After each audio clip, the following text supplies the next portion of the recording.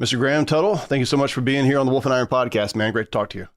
I appreciate the opportunity. Appreciate the time to get to meet you, especially with a beard as thick and luscious as yours. My hairline isn't as beautiful as it once was, and so I tried the beard for a while. But then my problem was it would never grow on it was always a neck beard. It would never grow on my cheeks as well. Oh, yeah. So like I would end up with like the chin strap and down, Yeah, and everybody I was would like think you're Amish or something, and yeah, exactly. And it was just like So then I ended up just being clean shaven, and it works out well for me. yeah, no, that's good. That's a good look for you. I also feel your pain up top there, and yeah, no, what I tell guys a lot of times is just try every 5 or so years, just try to let it grow. Sometimes there's those like slow growth hairs that take a while to come in. And, yeah, slow growth. It's true. I mean, there's these ones that just they don't show up, and then it's strange that some guys that I've known guys that were in their 20s and 30s. I would have thought they couldn't grow a beard. It's very patchy, but by the time they got into their 40s and then 50s, they're growing the thickest beard I've ever seen. So never know. Always give it a shot. Perseverance is what I'm hearing from you. Okay. That's right. So I also noticed you're wearing Carolina blue. And so for those of you who can't see this because you're not on YouTube, you're wearing Carolina blue. You're representing. What's the connection there? So I was, the claim that I was born in Georgia, but I was only there for a year. So it doesn't really matter. But I was raised in Charlotte in that North Carolina area. So not too far away from you. And then I went to school up at Chapel Hill. So then I ended up staying there, loved the area, bought a house there afterwards. So I've been there now. It's crazy because I'm 28 going on 29 now, and I don't feel older than I did when I was 18. I feel just as old. Like maybe I've had a few more experiences and I'm not as, quick to act in certain areas, but I don't feel any older. But I guess it's weird when you think like, oh, I just graduated college 2015.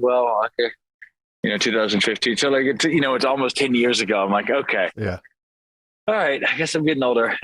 But anyways, I went to Chapel Hill, loved the campus, loved the area. So I still do a lot of, go out when I'm in the area, like do training and stuff there. Like it's just a beautiful campus. And for example, the ultimate question, if God were in a Tar Heel, why is the sky Carolina blue? And so that's, yeah. As you can see, this beautiful sky out here. Yep. So yeah, it's, I just love it. Absolutely. It's very happy to see him in the national championship a few weeks ago. It's fortunately lost, but we beat Duke. So that's what matters.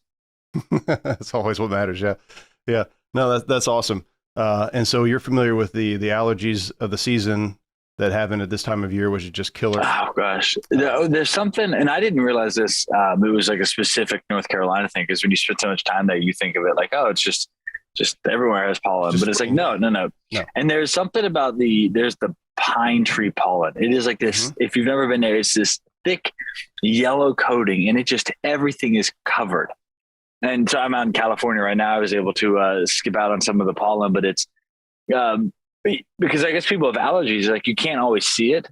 But in North Carolina, you can see it. And it be a certain point, it's like, even if you don't have allergies, it's like dust. It's like pollution out in the air. It's, you're just walking through it, you get hit with a cloud or like you're just choking on it. It's like, oh my gosh. But it's something else out there. I'll tell you that. No, I tell people right now, I say, this is when people come to North Carolina because the weather's perfect. Everything is beautiful, but everybody around here is miserable.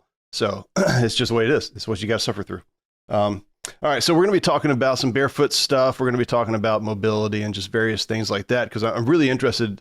You and I share some of the same passions. You're far more advanced, I think, in terms of barefoot running and the everything we're going to be talking about because this is what you do. But I wanted to say that first of all, I'm really impressed by the content that you create and put out on Instagram. There's a lot of it, but it's like you do a really good job of being like, and don't take this the wrong way, semi-professional. Meaning like, okay, maybe it's shot with a phone, but the way it's cut together and the way it flows is really well done. And so it feels just sort of like off the cuff, but then at the same time, it's got a really good quality to it. And man, the amount that you create is insane, but also the quality and the just getting right to the point of what people need to know. It's instantaneous value adds to any of their exercise regimens. I think it's great. I truly appreciate that. That is an interesting part because I've been able to, just as I kind of meet more people, I get to work with some more professional production teams. And there is something to be said for, it's kind of like the uncanny valley of like, it's really bad in terms of like bad camera, bad lighting, bad quality. And then you get like, you can improve some of those things, but there's a point where it gets so good that it's like video movie production. And it's like, it stops clicking with people in a sense. And so like, it is funny because everything I do make is like on an iPhone with I have a buddy of mine who's actually getting really good at it, but he films me on a gimbal, which is like this handheld thing that orients and keeps everything steady. So it's like an $80 gimbal on an iPhone, but it's fun to like put in different ideas. And I think when it comes to creativity, when you create constraints around what you have to do, you're forced to invent necessity within that. And so I enjoy it a lot, but it's really one of those things where I think I realized on social media it has to be valuable, because if it's not valuable to you, then no one's going to watch it. And so I just think, but the other side of it goes from this underlying thing of like, truthfully, I think that the body should be a simple thing. There are people who complicate it. And yes, I think there's some portion of this that we should learn intuitively as kids, as we grow up, just how our body works, what feels good, what doesn't feel good. But many of us don't get that because we don't have the same constraints in our life in terms of like difficulty and physical challenge that we would have in a past existence. But past that, it's like there's so much that we can do and explore and create and learn and be as people, that I think if we're stuck in our body, if we're, overweight or in pain or we're tired or fatigued or something, we end up losing that. And that's a sad thing from my perspective, is like, I think it should just be very simple, because like, let's get this done. Let's move to the next thing. So, that's what I really want to give away as much information as I can, because, I want to defang the complication around health and training and fitness. Does that make sense? Yeah. No, I love that. Defang the complication. No, I think that's a great way of putting it. So tell us a little bit about your story. Actually give us a little bit about what you do now and why you've got this passion. And then maybe we'll get into your story, how you kind of got going down this particular route. So I guess it kind of all flows together in some perspective. Growing up, played sports, just absolutely loved it. I had trouble sitting in school. I was always decent in school just because I kept showing up. But, there was a part where like sitting down, listening to teachers tell you what to do, it wasn't intellectually stimulating. And so I was always very, very curious and had a lot of passion for like learning things. It just doesn't always correlate with what they were teaching in school. So I struggled in school for a little bit. I was good at jumping through hoops. Like I never missed a day of school. I actually only missed one day of school, like all through elementary, middle, and high school. And then went to college, and it was fine because there was like, I would jump the hoops, you do this, go to the next thing, you do this, go to the next thing. And then, but I couldn't track with anything. I was like, well, what does this mean? Like, especially when I got to college, it was like, how does this layer into anything else I want to do in life? And so the one thing I knew I loved was sports and moving and playing. But I grew up I've worn glasses since I was 2. And so I just horribly weak eyes that just didn't really function as well. And, there's a certain belief set you have around that in terms of what's possible. And so I just got used to wearing glasses. And when you wear glasses that are really corrective, you don't develop peripheral vision. You just can't see out the side of your eyes as well, or at least I couldn't.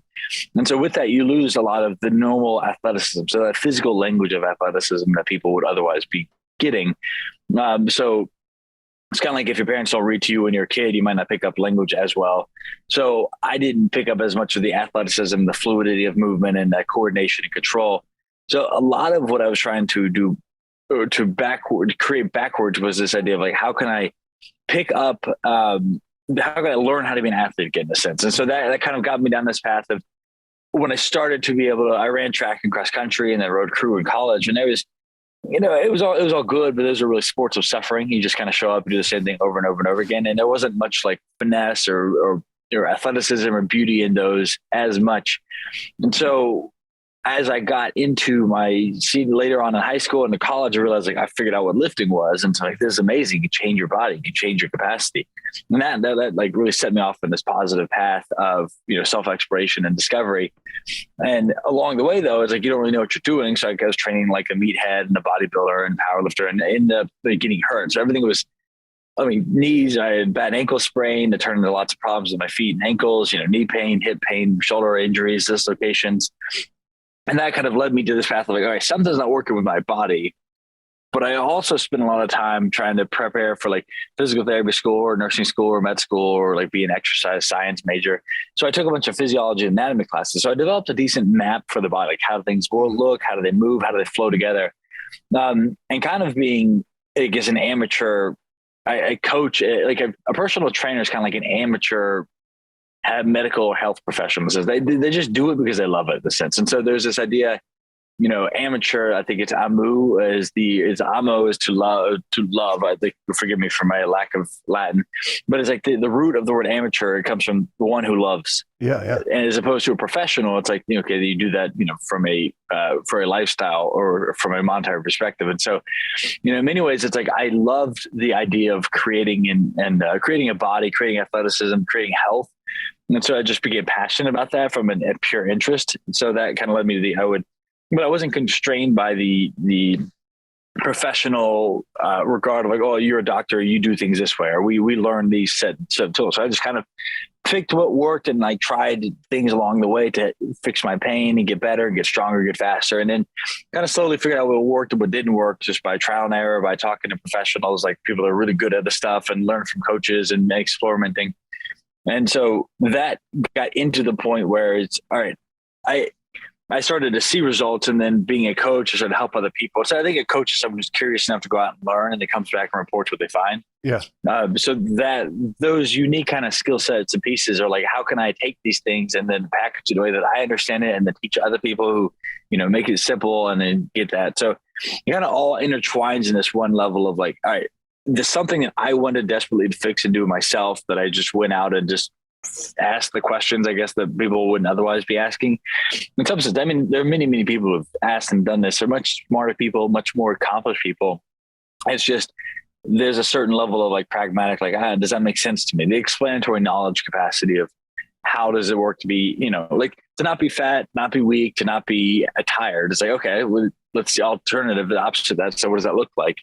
So yeah, so that got me to the point of like, I wanted to fix my body. So really the thing I care about and what I'm passionate now is because I've seen how limiting it can be to be in pain, whether that's, foot pain, ankle sprains, knee tendonitis, shoulder dislocations, because there's the physical loss of capacity, but then there's also the loss of trust in your body. Like you lose this, I can't trust my joints, my body to feel and move. And so pain is this fundamental disruption. So if I am experiencing pain, it's because the reality I'm experiencing does not line up with my capacity to trust my body. So there's this emotional, psychological pain that we experience when I go to step and my ankle hurts. And so then I feel pain because like what I thought was going to happen wasn't what happened. So we have this feedback mechanism.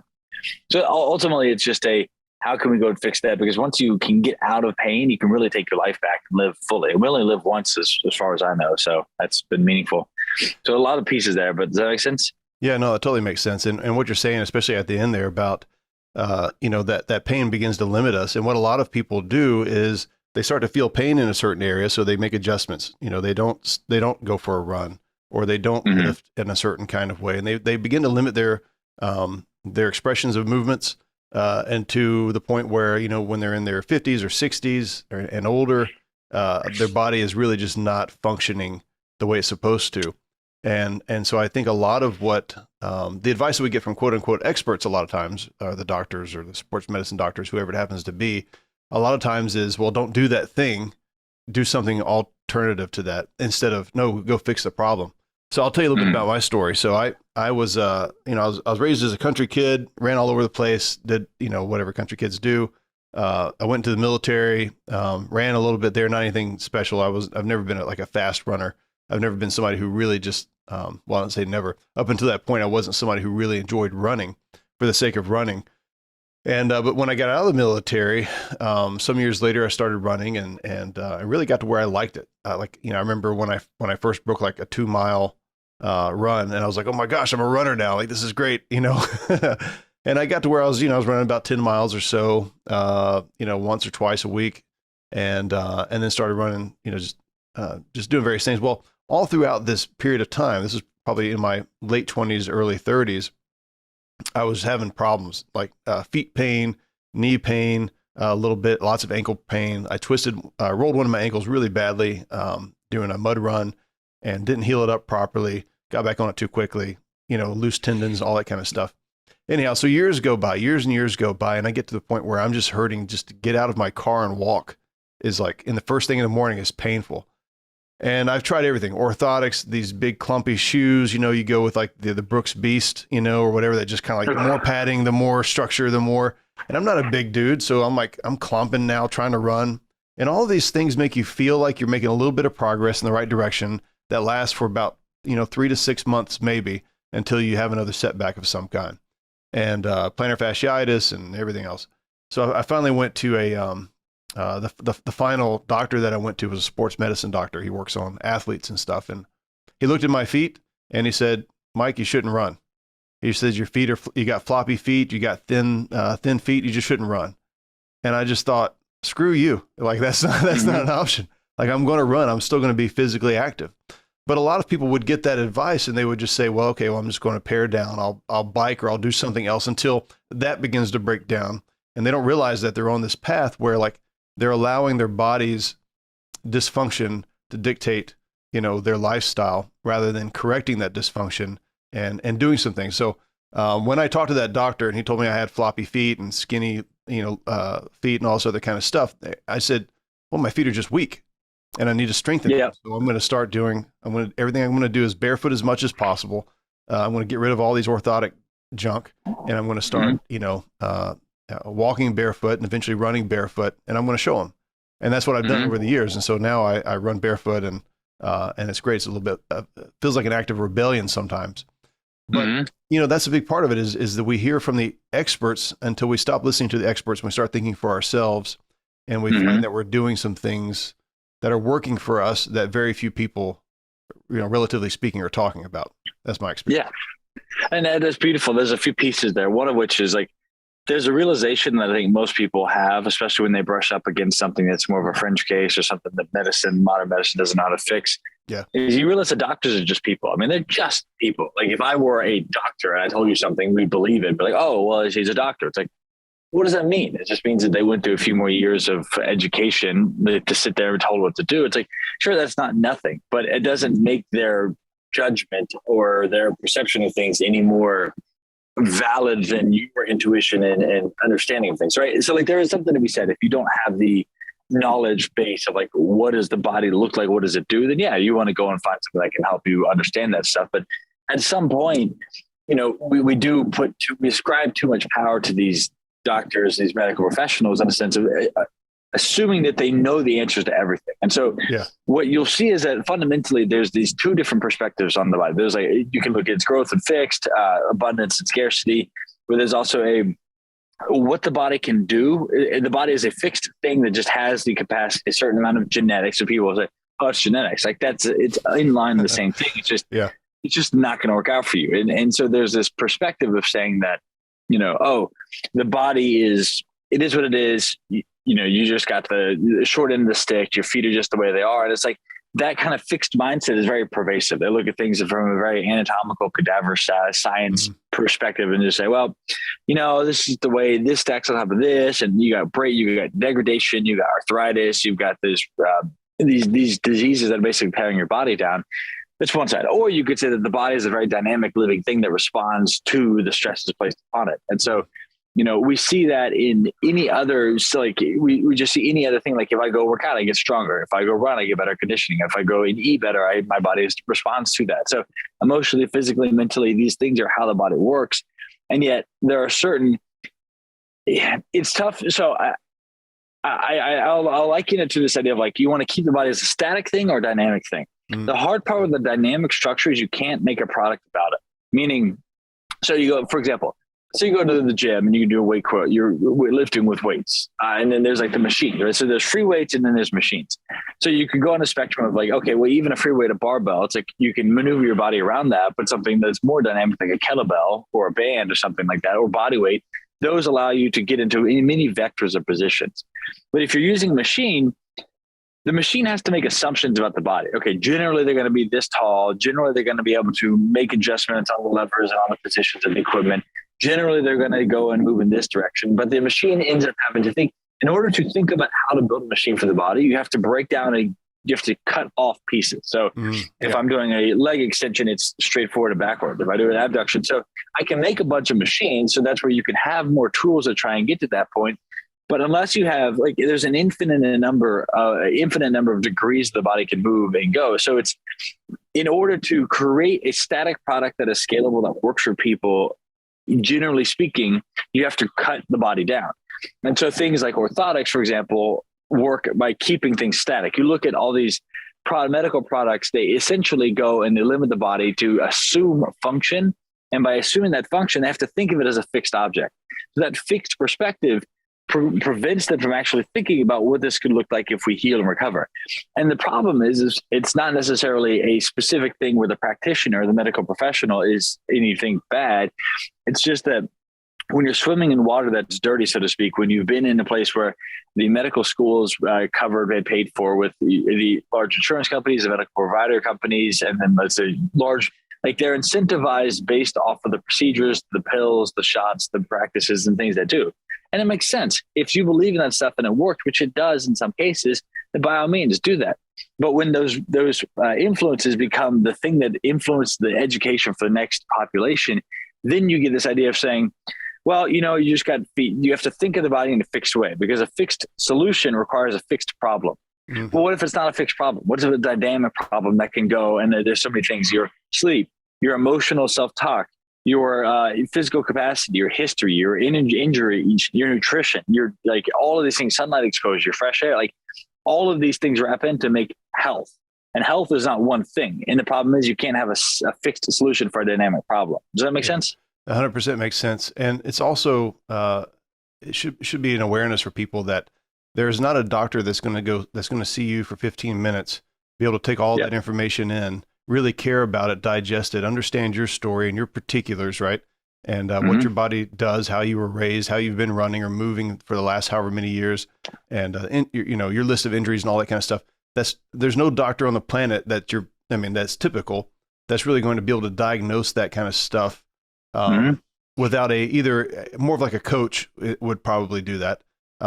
But we've got to be our own advocates, and we've got to understand our own bodies and have a confidence to say, I can figure this out. Kind of like you said, there were some things that you went on this journey to figure out, and some things you learned just by studying and researching, but some you had to go actually talk to people and kind of make decisions. And we've got to be able to do that as well. Let me jump into a little bit about some of the barefoot running stuff. We've talked a little bit about our stories. Let's talk about the why for the guy who's listening to this. And by the way, guys, what Graham does is more than just running, more than just barefoot stuff. It was kind of where we're going to start. Tell me a little bit about the why behind that, in your opinion, and in your research. Like, why do we need to be doing more things barefoot versus with shoes? And then we'll kind of get into maybe some tips on how guys can get started with that. So that's a great question. What I want you to envision is that if you were to, so you think about this, you shake hands, the more degrees of separation we have from something, the more we are removed from that. So in a sense, if you're like, when it's cold and you've got big, mittens on, they prevent you from being able to, they prevent some of the worst parts. So they hold from exposure, they protect you, right? So there's a protection. But that protection ultimately comes at the sacrifice of your ability to feel and integrate with the environment around you.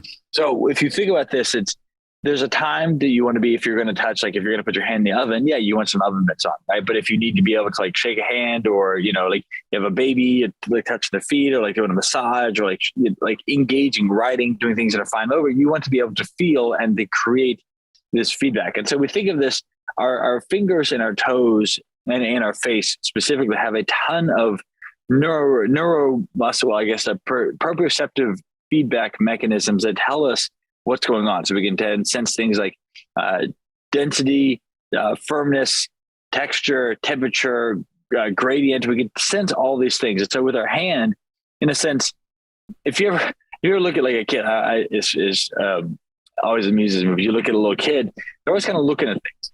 So what they do is they reach out, they touch things. They're very, oh, look at that. And they touch you, your face, or they touch a thing. And then what do? Is they put it in their mouth. And they're like, can I eat it? And they gnaw on it and stuff. But they're always doing that with their feet too. And so if we didn't have shoes, our feet would be a primary, kind of a thermometer at all times for how we are going. So let's say, am I on firm surface? Is it hot? Is it cold? Am I, is it flat? Is it a dense surface that's going to support me? So this hundreds of pieces, if not thousands of pieces of feedback we'd be getting constantly from our feet touching the ground, of feeling the ground, that we don't get anymore. And we don't even know we don't get anymore because our feet have become flippers that are shoved into these very thick, restrictive shoes. And so in some ways, it's like the most divorced we could ever be from our environment is to not touch the ground. And so there's another perspective where there's called earthing or grounding, basically, where it helps even out the electron balance. So basically, as we go through and we do all our metabolic processes, we build up this negative electrons, or they're all negative, but like this uneven electron balance. And that when we step off, we flow into the ground. So in the same way you have the third plug and an electric outlet that grounds it and then takes it to the ground, like our bodies have the same exact capacity. So there are some pragmatic reasons why it's valuable to be barefoot, specifically valuable to be barefoot with the ground. But then there's also a different way of just orienting yourself as an animal, as a creature, that it comes from carbon that is in the ground. So we all come from the ground, and it is part of our essence. That once you start to feel these things, there's a divorcing of our bodies from the environment. And, it's funny that people want to talk about, like, what say the client, say the environment. It's like, well, when's the last time you're actually out in the environment? And I don't mean out in your backyard wearing shoes that were sprayed on top of pesticides on top of your grass, perfectly mowed. It's like, when's the last time you went barefoot on uneven surface? It's like, yeah. So, those are the same people who are complaining the most about the climate in general. The squeaky wheels are the ones that are never in it. They're, very much in like a liberal city environment. It's like, there is something to be said for reconnecting with nature. And the single most visceral way we could do that is to put our feet on the ground, because that is what was meant to walk and feel and engage with the ground. So from establishing a healthy microbiome to having a better sensorial orientation, to have a coordination and balance, there's so many things. But more pragmatically, if we're looking at like the strength, the ability to move. So if you were to take your hand, you make a fist, and you could feel it squeeze. You can feel the muscles in your hands that are working, right? If you squeeze a little harder, you're going to feel your forearm and your bicep turn on.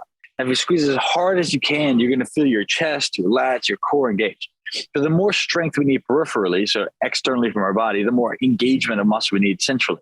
Then the hand is to the shoulder and core and torso, as the foot is to the hip and pelvic floor. So to squeeze the ground and get that big toe to engage, that big toe is to the foot what the thumb is to the hand. So to grab and squeeze and engage with that foot, the big toe specifically, is how we turn the glutes on. We would never be using the glute if our big toe and our feet weren't on the ground. So when we go from a lifting perspective, if we're doing strength training, if we're doing running, sprinting, jumping, the ability to grab the ground and push through the ground is paramount. It's kind of like saying, how well would you be able to throw football if your thumb was taped to your hand? How well would you be able to grip a barbell or do anything, grapple or anything, shoot a gun, whatever you want to do, if your thumb didn't work, if your fingers were all smashed together? So what we end up doing is that we can make these two fundamental shapes, a bunch of shapes with our hands, but we can spread to catch, and we can make a fist to punch. Now with that, what we can do with a foot is we can make a fist to punch the ground in a sense. So we keep everything tight and we punch the ground where we run, but we also want to be able to spread and catch. And that spread, the ability to grab the ground, to feel the ground, to orient, that allows us to balance, to put power. So there are a bunch of reasons why restoring the capacity of your feet is huge, not just from a existential part and not just from a strength and pragmatic strength part, but also from a am I able to move and be strong, and run? And it's running is one of those things. It's such a natural movement that I rarely ever spend time coaching people on running. Because everyone can go out and run. It's just a matter of jumping from one foot to the other. It's the question, because if I take your shoes off and say, hey, jog from here to here, you're going to be able to do it. But do you have the strength to be able to do it? And a lot of that comes from the fact that I don't need people to be able to play the piano with their toes, but they do need to be able to move the toes, get some blood flow to the feet. And if you can't move the toes, that's when you start to see all kinds of weird things, any number of these semantic nuances that go, like people a turf toe or metatarsalagia or Morton's aromas or Liz Frank's. It's all the same thing. You just simply are not getting blood flow to and from your feet. And then that creates the problem of, okay, I'm not actually able to engage. And then I get these kind of stiffened tissues in between the toes and between the metatarsals, the bones of the feet. And that creates problems. Does that make sense? Yeah, definitely. And and I see this in guys that are in their, later 50s. A lot of times they start developing feet issues, like serious ones, they have a hard time walking. So they walk less, and then therefore they're less mobile. and it goes downhill from there pretty quickly. I remember when I first started running barefoot, one of the things that was so telling to me was I had a pair of headphones in, and I remember my first lap. So around by my house, not maybe like a mile and a half from my house, there's a nature preserve, and so there's just this gigantic couple of fields, and that's well maintained and mowed and that kind of stuff. And so there's some grass and then some just bare dirt, and then sometimes they mow and they'll scatter like all of the debris on the trail, which is tough to navigate. But I remember when I first went out there and I went for a run, and I had my headphones in, so you can kind of hear what your body's doing, and my feet were hitting the ground with just this thud, thud, thud, and like jarring my everything from like my foot all the way. And this was after, by the way, more than a year of walking barefoot, doing a lot of barefoot stuff. And so I was kind of working my way up to this. And I just remember hearing that thud, thud, thud, and just realizing like how poorly I run in general, and how much just feedback and force my body's getting that I just, was getting, that the shoe was absorbing. And, but by that second lap, it became a little bit less. And now I run, and I can't say I glide like a fox because that's not true. But when I run, I don't feel that sort of same jarring sense. But it was just that like removal of the shoes. I was able to get that feedback as to like what my body actually is doing. Not only that, but I'm also getting immediate feedback as to what feels natural to my feet, what hurts, what kind of movements do I feel like I can really push and engage with. How much engagement are my toes getting into the purchase of the earth while I'm running versus, how much am I just trying to push off with my whole foot, in some kind of lumbering sort of form that's not very helpful. And, but just getting that feedback has been fantastic. I also kind of talking about the grounding stuff just really quickly. I have friends who will go out first thing in the morning, with their cup of coffee, and they'll just go and walk right out into the grass. And this is something very easy. Every guy can do this. And I would certainly recommend it if the idea of taking your shoes off and walking barefoot kind of freaks you out because you've been wearing shoes for so long. And I know it feels extra sensitive to some people. Go out, step in the cool grass, and just stand there and just get used to that as a first step, mm-hmm. because you will feel something immediately start to kind of waken inside you. Your eyes become a little bit brighter. The air becomes a little bit fresher. There's something about just even that small movement, in that sort of grounding, sense. It's very, very easy to do and a great way to start your day. That's huge. It is funny. I used to have really, really, really sensitive feet. And so it's ironic just how strong they've gotten, but it is one of those things where when you go walk, it's going to feel weird. It's going to feel awkward. It's going to feel, but notice that a lot of those judgments are things that you're creating tension. You're going to notice like your shoulders get really stiff. You hold your breath, you kind of get very gentle and ginger with your steps. It's like, it's not unlike walking out into the sun after being in a dark room all day. It's like, okay, this is something I want to restore some of this capacity to. Yeah. And that's good. And to be clear, I do most of my, when I can, I love, when I have the capacity or on a track or on a turf field, I do all my sprinting. I love running barefoot, but some of like the longer, I'll wear my 5 fingers when I run this morning. I'll do my 5-finger vibram. So, I'm not a hardcore, like only ever be barefoot. Yeah. But I find a lot of value in just having the capacity, just as the very bare minimum protection. But yeah, I kind of think about it as like this morning I wore some Zero shoes when mm-hmm. I went for a run, and it was sometimes it's because either it's so cold out and the ground's just really hard, or mm-hmm. they've freshly cut and there's just debris everywhere, and so like I want to stab myself with a stick. But I always think about like what's going to give me that closest to the ground kind of feel, and you actually you start to look for that. So let's move on a little bit. So I'm going to use this time with you for some personal coaching because this is a question I have, and it's something that I'm trying to break through. So my feet naturally kind of point out like duck feet, right? Yeah. And so even when I squat, they want to go really wide. This is my natural tendency, go really wide and have my feet be really splayed out, which just totally messes me up. I can't go as deep as I want to. Ends up putting a lot of pressure on my knees as well. And I know a lot of guys have issues just because of, poor mobility, poor movement, and stuff like that.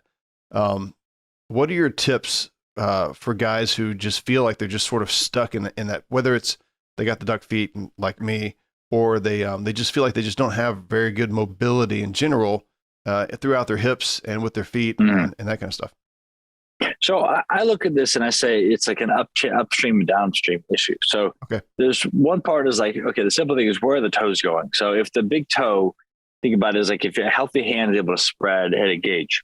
So if the big toe is, when you step, if the big toe is clumping into the rest of the foot and it's kind of collapsing in, so this arch is collapsing in, then that's where you get to a position where you're basically losing the integrity of that lower leg and that ankle because it's shifting in. So you're basically pulling him and collapsing into the inside. Now, with that being said, it's like there's you need to be able to have the space, have the strength to spread those toes out and think about literally lifting inside the arch up. So that's the first thing. Okay, what does the foot look like? Because if you have your toes spread and it can engage with the ground, the arch is going to be there. But if the toe clumps into the foot and it goes in and the ankle collapses in, that's your first biggest problem. So the body will always look for stability over strength and output. So think about it from the perspective of like, it's going to go to the closest compensation and gives it compensation that gives it stability first. Okay. Because its first thing is to not get injured. That's all it really, like, it just needs to be able to maintain. So if you don't have the strength to be able to maintain that active position, then what you will end up doing is go to a passive compensation. So always look at the toes. So the toes engage. Do I have the capacity to spread those out, engage, and lift the arch up off the ground? Then you want to think about upstream. So the knee is, for example, a dumb joint that kind of just goes where the foot takes it and what the hip allows it to do. So I kind of skip over that and look at the quadricep, or not the hips. And the hips are a ball and socket joint that's meant to rotate. So one of the simplest things you could do is start to create some rotation at the hips, just simply getting, I think there's a lot of heavy, like the hips need to be loaded, but they also need a ton of blood flow. And so there's a lot of connective tissue. I mean, people will talk about the acetabulum, which is that like the hip socket where the femur sits in. So there's like the socket part of the femur sits into it, where it's pointed and how deep it is and yada, yada, all this stuff. I'm sure there are some people who have an anatomical predisposition that like their bone just won't let them lock, but rarely, I just have never seen it because I'm not saying it doesn't exist, but almost always anybody that's ever had hip problems just has not done any hip mobility work. And so with that, one of the simplest things you can do is start to restore what's called internal external rotation to the femur and to the hip. So you can think if you sit on the ground and you're sitting back, put your hands on the ground behind you. So you're, leaning back, bend your knees and put your feet flat on the ground. So basically there's think of like a 90-degree bend in your hips, 90-degree bend in your knees, and your feet are flat. So you're just kind of like, it's as though if you were sitting back lounging on the beach, but instead of letting your legs go straight, you bend them and pull your feet in so your knees are bent. Your knees are off the ground.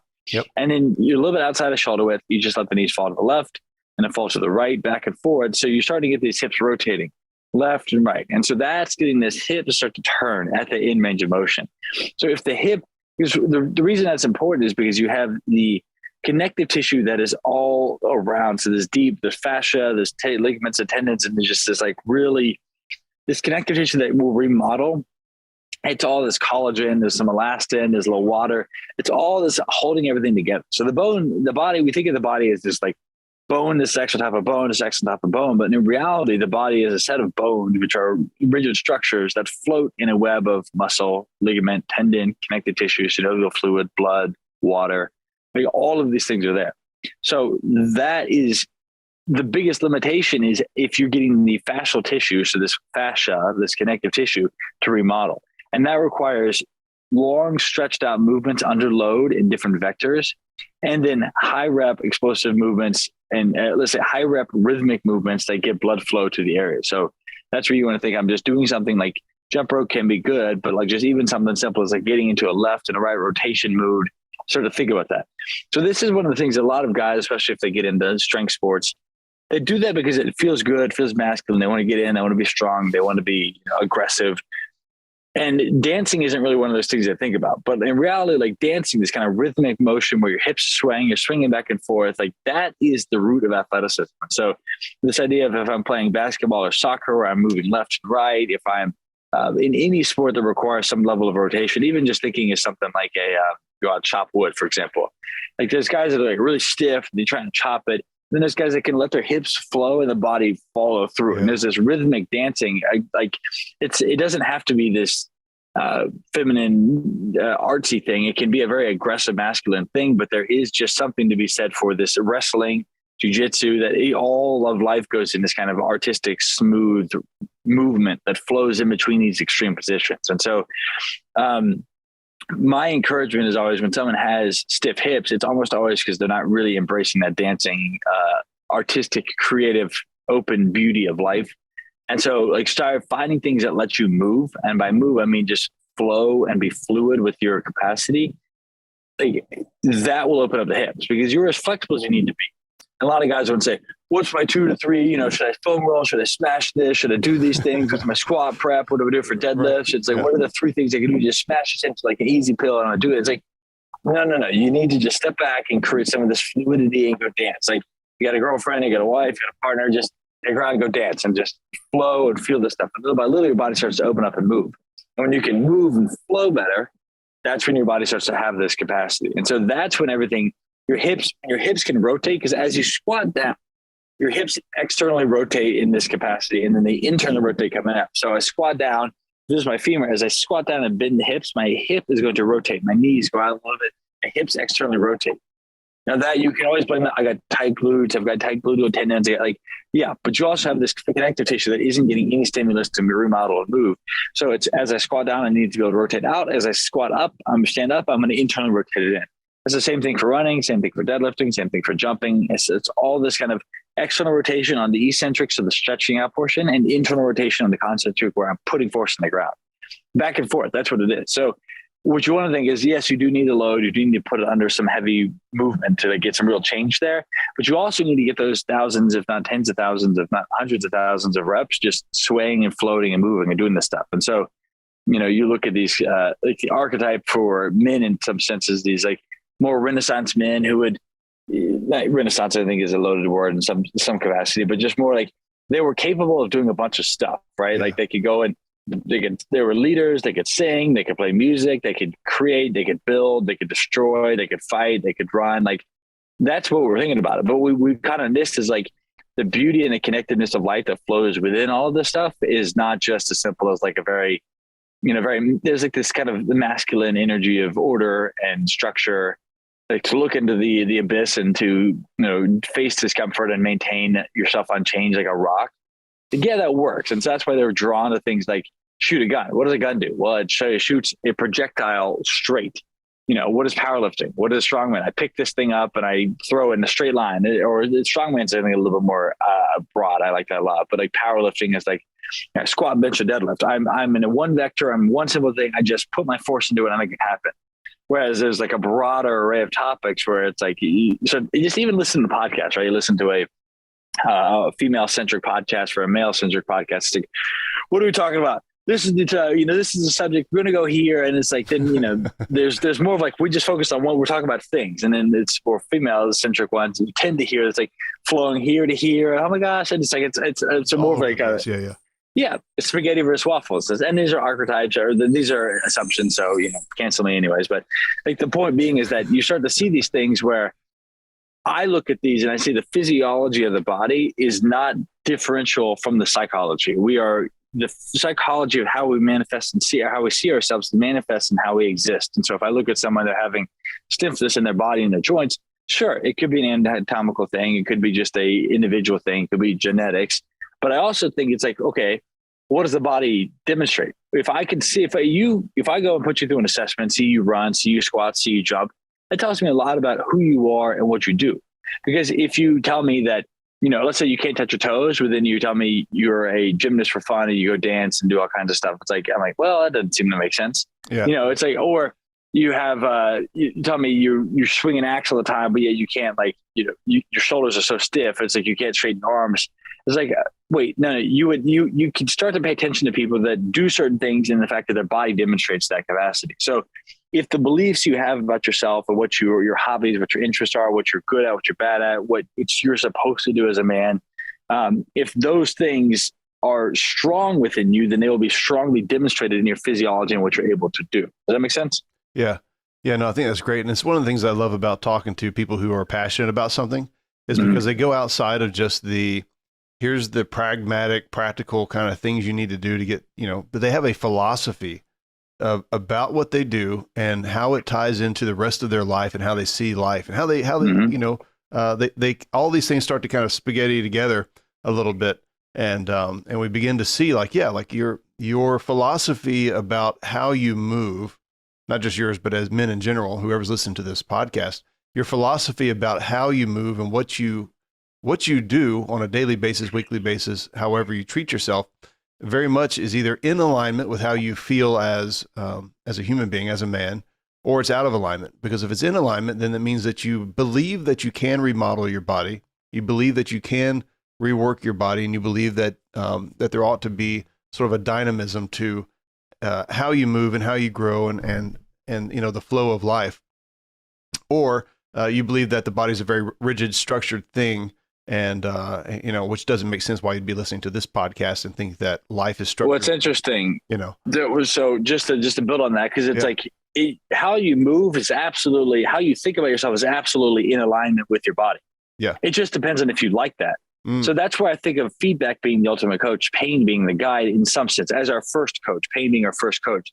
Yeah. So you think about it, it's not so much that how I think is definitely in line with my body. It's like, or it's out of alignment. No, how you think is in line with your body. But that's why relationships, having kids, having friendships, building a business, looking in the mirror, all these things that are external objective feedback can be so painful for us that we get annoyed, because it's like, I want to think about myself this way, yet I am being told, or I see feedback that I am this way. And that's a lot of times people can just say, well, I don't like what you're telling me, so I'm going to cancel you, or I'm not going to listen to you, or I'm going to cut you out of my life, or I'm going to get rid of the me, or I'm going to blame you, or whatever it is. You can only do that until the pain, which is your body saying, hey, this thing isn't working. Pain becomes that feedback. And so that could be joint pain. It could be energetic pain from I'm feeling tired and lethargic all the time. I'm bloated. I'm overweight. I've got skin problems. I got diseases. It could be emotional, psychological, spiritual pain. Like I'm in bad relationships. I'm feeling like I don't have purpose. That pain is saying, hey, this thing that you are struggling, this belief you have that is demonstrated in your body is not working for us. And we got to fix this.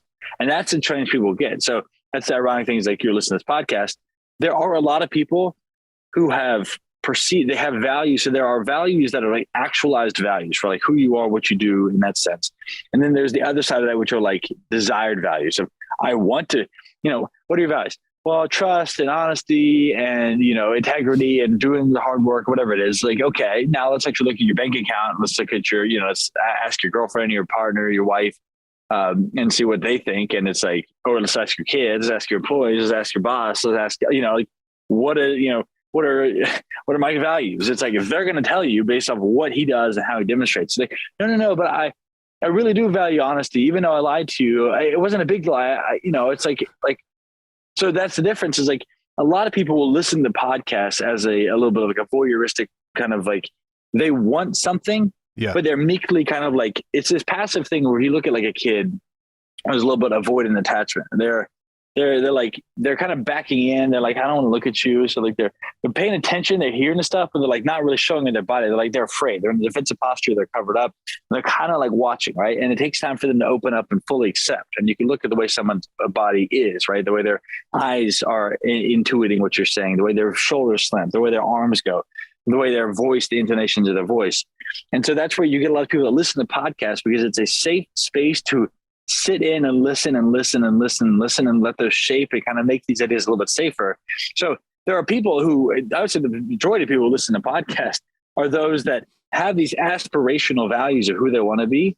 They just don't live it out because of it could be something that happened to them when they were younger. It could be a family of origin story that they inherited from their parents. It could be something that a teacher, some belief that they inherited about the world that is not safe. They need to protect themselves. And so they're just observing, like, how does this person do it? How do they manage? How do they this seems scary. And so that's where you do get people. It's like the vast majority of people, and we live in a country in America, at the very least, that the average person is overweight. Actually, the average person is obese, is medicated, is in debt, and is highly anxious. I mean, like you look at that, like that's the average person. Yeah. So the vast majority, if you have like the average, unless your podcast is getting the percentage of people that only ever like at the top level and they're crushing it, but everyone falls along the bell curve. So there will be people that's like, they want to have better values. They just don't know how. Yeah. And so that's one of those pieces where it's like, my encouragement is like, because that's the question of like, what do I do next? And, you know, it's like, and then someone will ask you, say, Mike, what do I do next? You know, you're a guy, you look like you got life together, you're strong, got a business, got all these things. Like, what do I do next? And it's like, you say, well, you know, first off, there's like the curse of knowledge, which is like, you're like, oh, where do I start? Like, you know, is it sleep? Is it nutrition? Is it your morning routine? Is all these things? It's like, before going out there, and you'd have to sit there and sit. And that's one of those things like a doctor, you said this earlier, like, you know, don't trust a doctor who spends 15 minutes with you. It's like, okay, the hard part is that you don't have more than 15 minutes to spend with everybody. But what you can tell them is that, hey, I don't know what the next step to tell you to do is, but your body does. And I tell people this is the feedback thing. Pay attention. What's hurting in you right now?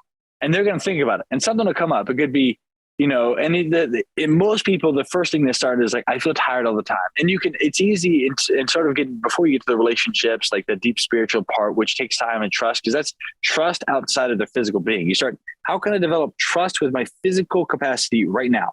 And that's as simple as like, you know, my shoulder hurts all the time. My back is throbbing. My hip hurts. Okay. Then you could say, okay, my hips are tight all the time and my ankles or feet hurt. You start thinking, okay, well, what's going on with your feet? Oh, and you look at, what shoes do you wear? So like, this is your foot. What's the environment in that foot? And why do you have that environment? Okay, I wear these shoes and orthotics. Why do you do that? Oh, because the doctor told me I had this with bad flat feet. And so then you realize that the doctor said you have bad feet. Doctor gave them a belief, a fixed belief. This is good and bad. But that fixed belief says I got bad feet. And so because I have bad feet, I can't do anything about it. That creates a fixed belief about their body. So what do? Put them in a big shoe and orthotic. They create the environment that then creates other pain.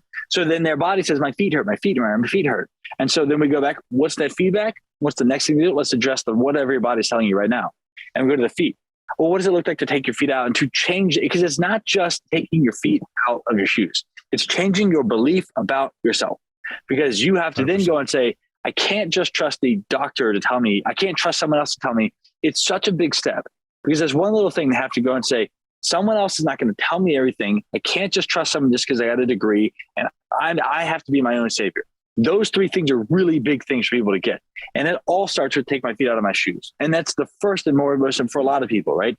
So you look at the feet, it could be the knees. Okay, what's going on there? Is it, do you sit too much? Are you never getting blood flow? Your hips, are you stiff and rigid all the time? You never move, you never dance. Are you like holding on to stuff? My back hurts. Are you holding on to too much responsibility, trying to keep everything rigid? My shoulders hurt. Am I trying to take control of everything, hold on to stress and make everything perfect? You know, my wrist hurts. Am I only in one position all the time? My head hurts. Am I always dreaded over? Like, you see how the positions that cause pain in our body are correlated to a behavior in our life that is correlated to a belief about what they have to do, who we have to be. And that goes to the feedback you get. So someone says, what do I do to be better? How can I grow? I'm just suffering. I don't know what to do. I feel lost. Very vague, very broad terms. What's your body telling you? And then once they fix that, they go to the next thing. And then it's, okay, well, actually, I'm tired all the time. Like, okay, well, let's look at your diet. Then it's, I feel like my energy is just very low. Well, let's look at your lifestyle. And then they go, okay, well, then my relationships, my work, my kids, my hope, my dreams. And you start to build up from there. But it starts in building trust in that basic capacity that is your body, your physical vessel. And if I can't trust my body, I have no other capacity to trust anything else in my life, which is fundamentally why if I look at someone, they're not in shape, relatively speaking, like in shape, I'm not saying like an 8-pack and shredded, their name is written in veins all over their abdomen. Like I'm talking like they have capacity. They're not in overt pain. They're not overweight. They're not out of shape. Like they can get up a flight of stairs without being your breath. If they don't have those basic things, and I'm like, you're not sure, you don't trust yourself. You don't trust your intuition. You don't know how to have dominion of your body. Therefore, I can't really trust you as an individual that I could love you and have like, and be there with you and work with you. But in terms of like someone that I would trust to be there as a counsel to go through this stuff, it's like, those are the things that like I'm looking and saying, these are the signals I get. And it's not a fat shame, it's not a judgment thing. It's like, there's something going on that like, I want to be able to see that. Because once you do that, having the very basic, it's as just to use an archetype or analogy, I guess a parable from the Bible as one source. It's like those who you trust with little can be trusted with much. And it's like, it's the parable. I think it's, I don't know if it's Old Testament, New Testament, but like to be trusted with a lot, you got to start with a little stuff. When your kid's like, hey, I left and you didn't burn the house down. That's good. It's like, what do we trust with little by little? And so as people, why would I give you the keys to my business, my house, my family, whatever it is, if you can't even show that you trust yourself, you trust, I've given you capacity to trust you. You have this body. That's what you have. You leave, you come in, you rented this body for a little bit of time. You take care of it. And if you're not taking care of it, why would I let you have anything else? So it's a tougher view, but I think we start there and we say, what's the basic foundation for what it means to be a healthy person, a functional person, and a grounded, and a present, an aware human. Well, let's start with our body because that's all we have. Yeah. And then build up from there. That kind of head to toe assessment. Yeah. Like what's hurting you? What's bothering you right now?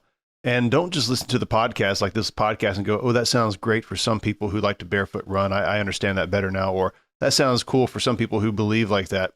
If it's not this episode, whatever it is, take action. Like do something to change your life. One thing. Doesn't matter which one it is. Mm-hmm. People kind of, I'll hear some guys, we do, with Wolf and Iron, we have beard oils and beard butters and stuff like that. And I'm not a big beard guy, believe it or not. I'm not like a fanatic about beards. I've had one since I was 16 and I was like, I probably should make some products.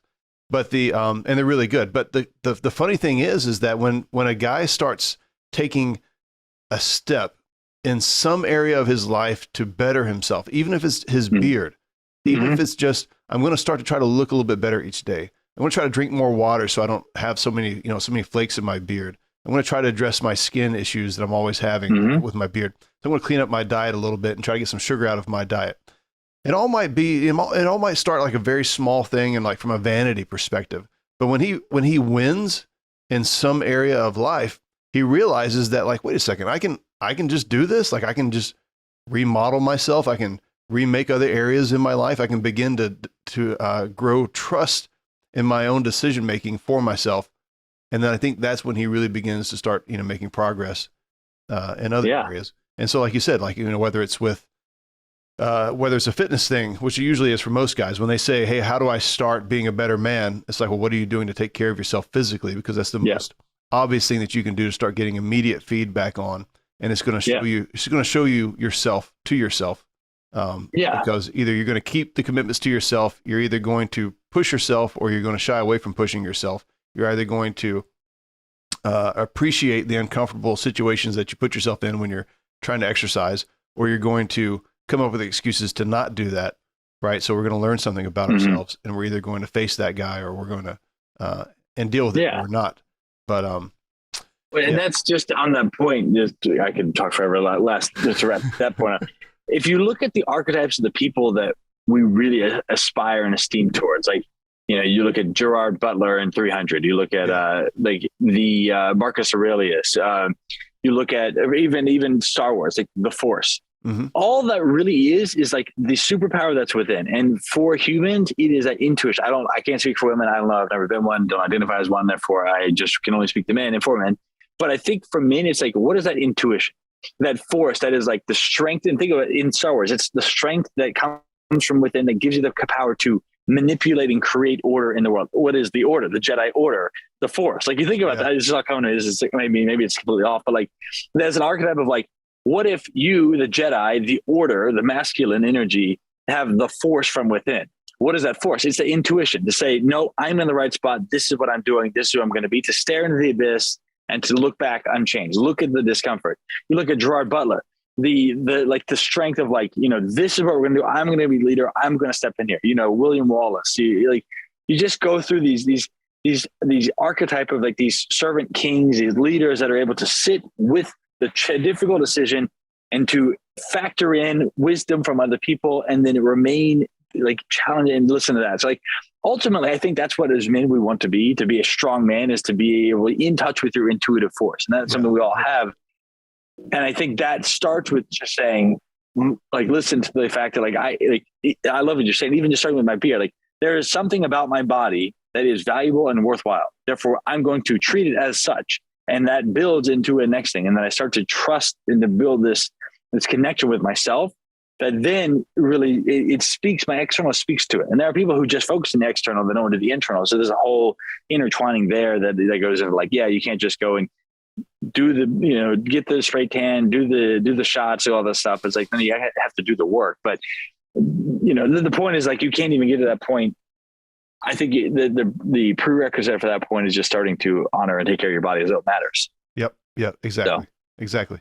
And in every small way that you can when you're first getting started. All right. So I want to wrap this thing up on a fun point, on a fun thing. This whole thing has been fun, but even more fun. I want to ask you how the skateboarding's going, because you and I both started. Oh gosh. So I'm 40. I'll be 44 in a few days. I started last year skateboarding. I kept having dreams about it. Like in the dreams, I was really good at this, and I was like, I should get a skateboard. I should just try it out. And I'm better than I thought. I'm not like good, like in any kind of capacity of good, but I'm better than I thought I was actually going to be. I was really worried about falling off like constantly. But anyhow, I want to hear how it was going for you, because I know you just started as well. That is an example of something that, like, when I look at the things, there's something to be said for just always chasing whatever scares you. But for me, there's like this idea of like, what does it mean to back in and create athleticism? It's like, okay, be coordinated to be able to do this stuff. Like I've never surfed, never skateboarded, never ice skated or any of this stuff, or like I've never done it before. Yeah. So I was like, that's something I want to be able to do. It's like the balance and have this fluidity of motion and coordination in a dynamic situation. Because I think, there's a lot of analogies you can make for life there. But my biggest thing, so I've dislocated my left shoulder 11 times, and it's been a few years since I've done it, but it was that's one of those things where like it really forced me to challenge this idea around rehab, because it's not just about getting the muscle there. It's like the belief you have around your body, because more than any injury, the confidence I lost by being in that situation was just, it's still something I'm getting back now. Because like the biggest thing I'm worried about with skateboarding is falling off and hurt my shoulder. Mm-hmm. It's as silly as it could sound. It's like, that's my biggest, it's a hindrance. So at that point, I'm like, I can't let this dictate my life. I'm going to find something and challenge. I'm going to start off. And the thing is, it's not that you have to like do the hardest thing ever all the time, but there is something to be said for, I want to find something that is challenging and then break this down into components where I don't have the fear. There's still fear, but it's like, all right, for now, like what I do is I go to the parking deck that's pretty safe, pretty straight and flat. And I just ride up and then ride back down, ride up and ride down. And it's like, I'm a believer of like just sticking with something for the long term. Like, yeah, there's people who get like really hard. You could do something for 30 days, but there's something about like, I try to keep it fun. I keep it light and I minimize the fear and the anxiety around it. And I just do it for 5, 20, about 15 to 20 minutes, and then do it once a week, a few days a week. And just, I don't put pressure on that stuff, because if I just keep coming back to it over the span of a few months, years, it'll get better and better. Sure. Especially when there's any type of like fear around it. So it's like, you kind of do it. All right, this is better. This is better. And as you get a better sense and a coordination and like a calibration around how it feels to be on this stuff and how you're moving, it starts to snowball. So it picks up in that stuff. So still working at it. And like, it's purely a thing I want to do, just as I want to be able to have the capacity over my body, but also the biggest limiter is the fear. So it's like, that's the hard part, is just, okay, calm on the breath, being focused, being in that position, and like getting rid of that story. Like if I fall, I'm going to get hurt. Because it's like, once you do the work to restore your body, then it's there. You have to trust it again. So still working on it, still would not be ready to do a half pipe with Tony Hawk, but at least at this down point, I can get down pretty well. My right foot forward, like the dominant foot forward, actually can get down and back and like push off. My left, I'm trying to just go back and forth. So like, I don't want to get too good on my right. I want to like, okay, I want to make sure I can do it on my left foot. That's the slow part. That's really awkward and really weird. So, I don't know if that's the smart thing to do, but I want to just continue to bring them up on both sides. So yeah, no, it's happening. I think it's cool. And I think one of the things that's interesting about people picking up new skills that a lot of people probably would have either picked up in their teenage years or never. Yeah. I think it's facing that sort of that mental challenge of like, I want to skateboard. Why? I don't know. I just want to do that. I think it would be cool. Yeah, but you're 40 years old. Well, I'm going to do it anyhow, right? That's that sort of mentality that people who I think are successful in life and find a lot of fulfillment in life, chase after life and have that sort of dynamic dance with life, is that they don't think about I'm not a skateboarder because I didn't pick it up when I was a kid, or I'm not a guitar player because I didn't pick that up when I was a teenager, or I'm not a whatever person because I didn't, like, look, if you just have a passion for it or a desire for it, just go after it and keep it fun. You don't have to be the best in the world. Just, get your hands in it a little bit and just try it out and see how it goes. And I think that's really great. Well, Graham, man, this has been fantastic. Great conversation. And give us some ways to connect with you. I know you're really active on Instagram, like we said. You got a couple of accounts over there. Is there one in particular that we should be checking out? So it's just the main one. It's the Barefoot Sprinter, all one word. So TikTok and Instagram are where I put most of my time. I do have a podcast, but it's not as I'm going to take it a little more seriously. But that's just one. Basically, the form of my podcast is when I'm trying to learn something like on nutrition or on the body or something. I basically do a bunch of research, write down into an article that would make sense to share. And I just read that article in a sense. So like, I only do a podcast when it like needs to be done in a sense. And so that's something I'm working on, but I'm taking a little more serious. I got a guy that's helping me with it now, but then YouTube as well as just Graham Tuttle. So both of those are going to be a higher place of content, but I spend most of my, like, if you want to connect, you get to know my weird ins and outs, Instagram and TikTok or the Barefoot Sprinter. That's where I like made the main content. So I don't know. I just enjoy making stuff. Hopefully it's valuable. And then, it's there. And just as a call to action, my baby love project that I bring into the world is it's called Ready to Run. It's not a running program. It's a foot fix. It's a foot ankle. It's basically pelvic floor and below. So it restores your feet, your ankles, your lower legs, and then also the fascial lines that run from your feet all the way up to your pelvic floor to get your feet and hips underneath you. It's a guided 28-day program with training articles that are sent every day for 28 days. You get 2 coaching calls and you get it's a group chat. So I've had over 700 people sign up for the first 5 classes. So that's been fantastic. And they've been really successful. But that's the one thing, because it's like, I think if we can get my goal is if I can get people's feet back underneath them, whether or not you want to run barefoot, whether or not you want to run at all, or just you want to be stronger or more athletic, it really doesn't matter. If your feet back underneath you, that's when you develop the capacity to take your life back. And that's what I'm really passionate about. That's what I really care about. So yeah, guys, go check that out and give him a follow for sure, because you're going to get some value out of everything that he posts. And I really like the fact that we're bringing up the Ready to Run program right now, because the weather's fantastic. So just about wherever you are in the US, this is a great time. You want to be outside right now before it's just like sweltering hot and just crazy. So if you're trying to get into running, if that's something that you used to do, but you want to get back into it, or something you've never done, now's a great time to pick that up. Yeah. I would think about it. It's not, and this is the thing too, if you want to play basketball, you want to play tennis, you want to just lift. It's like, if your feet are fundamentally weak, it's would you buy a house and the foundation was cracked? No. Would you buy a house with mold in the basement? No. But yeah, we walk around in feet and in bodies that are physical houses that have a horrible foundation. So like, if you want to go hike, you want to go play out with your kids, you want to go be a soccer player, you want to keep playing basketball, you want to be a cyclist, a swimmer, it does not matter. A running is obvious, but like I look at this as like, if you want to go drive a car, you should do driver's ed, just at the bare minimum to have an understanding for this stuff. So that's what I look at and say, all right, what can I do to restore my body? We'll start at the foundation. So that's why I start there. And I think it's valuable. So if you are at all interested in being an active, healthy human, then I think this is a great place to start. Excellent. Graham, it's been great talking to you, man. And I'm sure we'll stay in touch. I hope to hear more from you. Absolutely. And we'll talk to you next time. Oh, thank you for the opportunity. Appreciate it. I hope, thank you for listening, and I hope I've been some value for you all. So thank you.